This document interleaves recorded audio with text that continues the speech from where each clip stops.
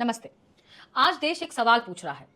वो पूछ रहा है कि क्या जब देश का सबसे ऊंचा न्यायालय, खासकर मुख्य न्यायाधीश खुद भगवान विष्णु की टूटी मूर्ति पर तंज कसते हैं, तो क्या वो सिर्फ एक टिप्पणी होती है या फिर वो करोड़ों हिंदुओं के आस्था पे चोट होती है?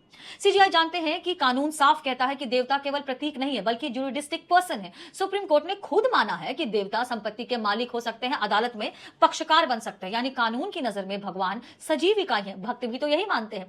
फिर उनके सम्मान को ठेस पहुंचाना किसी भी तरह से न्याय संगत था क्या? संविधान का आर्टिकल 25 हमें धर्म की स्वतंत्रता देता है। आर्टिकल 26 हमें अपने मंदिरों, संस्थानों और परंपराओं को चलाने का अधिकार देता है।